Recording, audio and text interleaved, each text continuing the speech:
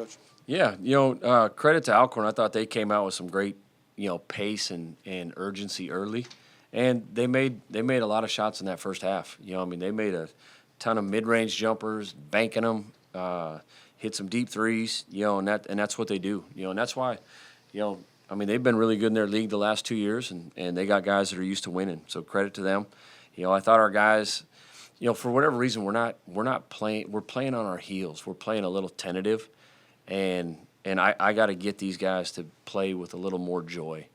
They got to have fun doing this. I feel like it seems like every shot, it's like we're feeling pressure for whatever reason. And, I need to get these guys to just go play, just go hoop, move the ball, move your body, have some energy.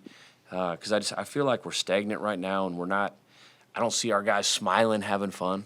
And, it's when they're caught, they got to have fun doing it. And so that's one of my main goals for the next game. Somehow, we got to play with some joy. But I thought in the second half, the zone and the 1-3-1 kind of changed it. It made them, kind of pass the ball around the perimeter, not get into the paint as much. Because we were having, a little bit of trouble at times, guarding them. They were quick and we were getting a little too spread out. But I thought, in the second half, to our guys' credit, once we got some stops and we got it going, and we made some shots. Even the shots we didn't make, we're still getting, wide open looks for the Division I level, and we got to knock those down. And but I thought Tyler Harris was terrific tonight. I thought Zoom had some great moments tonight, and I thought Jace Butler, the other freshman, I thought he gave us some great energy in that first half when it was kind of a close game, and he came in, knocked down some threes, and rebounded, made some toughness plays. Because we needed everybody. And we're going to continue to need everybody this year. And so, the goal of the game is to win, and we found a way to do it. Questions? First. Did you get the results that you wanted from the lineup changes? Yeah, I thought we got off to a pretty good start. I just wanted to start guys that had been bringing great energy in practice, and I'm probably going to have to continue doing that. And it'll make our practice better, and they'll know that's who's starting. But I thought, I think it was 14-6 or 16-6, and we were kind of pulling away. And we had one of the best offensive possessions since I've been coaching. We had 17 passes in 28 seconds. It was bam, bam, bam, bam, and one more, and then we got it to Great for a dunk, and he just missed it. He missed the dunk where the place would have went crazy if he'd have dunked it, and then we'd have had some momentum, and who knows where the game goes. He misses it. They come down, and I know they scored. And so instead of being up 10, all of a sudden, it's a 5-point game or a 6-point game. And that's kind of been our deal. That's why we haven't been able to separate. We missing layups like that in critical times, or we step up to the free throw line, and instead of going up 8, we miss both or miss a front end, and they come down and score, and it's a 4-point game. And it's just, that's how close these Division I games are. Even though the game ended up 17, it was a way closer game than that. The score, it wasn't indicative of how close that game was. And so we have to get better, and we have to make teams pay when we can. And I hope we don't have to wait too much longer for our team to start doing that, but, it's a work in progress. And also it was going to happen sooner or later, but were you curious as to kind of how your team would respond on a night when, Great wasn't his best, and to find out who else would, step up and, have a big night for you? Yeah, no, I trust all these other guys, I really do. I know we're a better shooting team than we are. I know we're a more aggressive team, guys that can get by. And we're not, for whatever reason, our guards aren't getting by guys right now. And I got to go back on film and watch our spacing and make sure we're not, we have to space to give guys room to drive. We had a bunch of turnovers where our guards were jumping in the first half, and we talk about that a lot. Tyree and Zoom just running, jumping up there and turning the ball over. And they're too good of players to do that, because when they play under control and off 2 feet with their size and athleticism, they're really hard to stop down there. And so, those little things, we're not going to get away with those, against Colorado State and moving forward. You mentioned that offensive series. I'd seen that before. An Oregon State team made a living off that, where the ball never touched the floor. It Yeah. just went around the perimeter. Have you been talking to them about that, trying to just move it around the perimeter until something opens up? We do, like, I mean, our terminology is like, let the ball find the open shot, so like the ball has energy, and it does, like, move the basketball. The ball moves quicker than people. And so sometimes we're holding it a little bit too long. Sometimes we're dribbling too much. But like I said, on that possession, it was phenomenal. And what happened? We got a wide open layup at the front of the rim. And that's usually what happens when you're moving the ball that quickly, or it's opening up a drive for somebody. And so, we'll continue to get better offensively, but like, we need to show them that possession and show them how it looks so they see it, so hopefully we can see a lot more of it in the future. Yeah. And you started Zoom for the first time in his career, and Tyler for the second time here at Washington, and they combined for 42 points for you. Is that look like it's going to be something that's going to be long-term? I mean, that they've got a chance to show what they can do, and it's going to be hard for them to give up those spots? Yeah, I mean, if they keep scoring 42, yeah.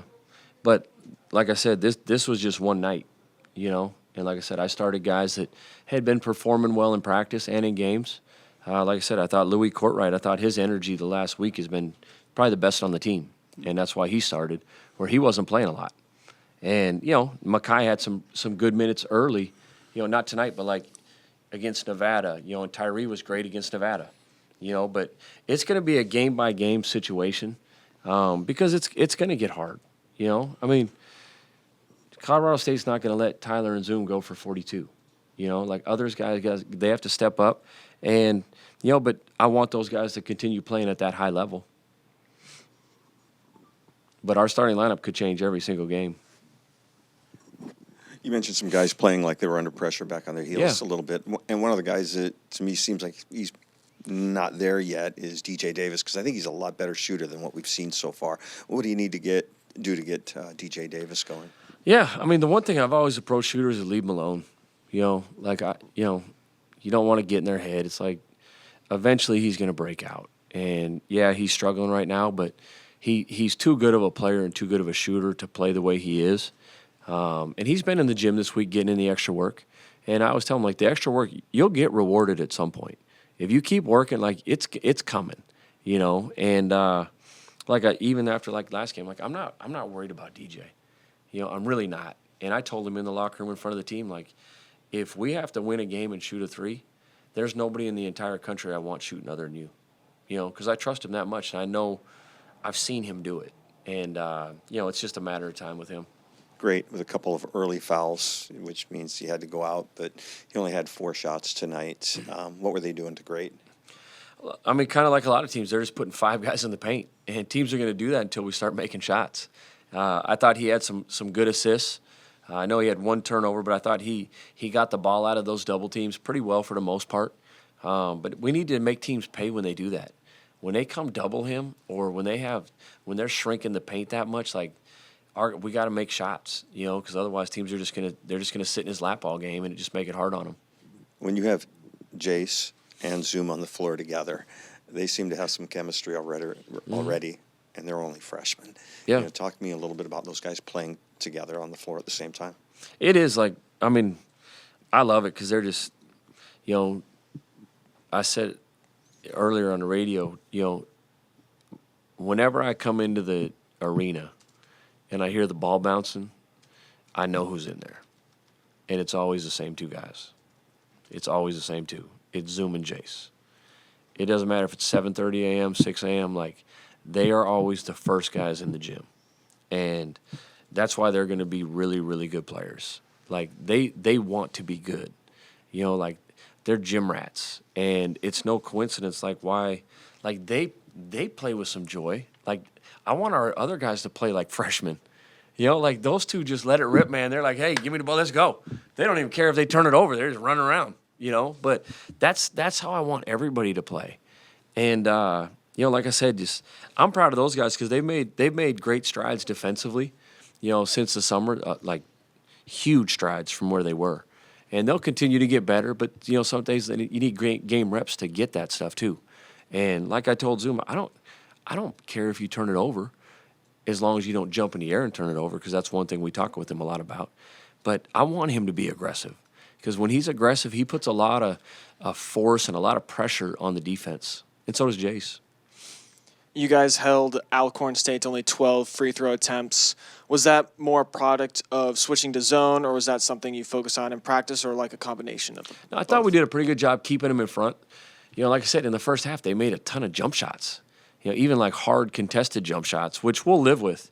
But I thought we did a pretty good job protecting the paint for the most part.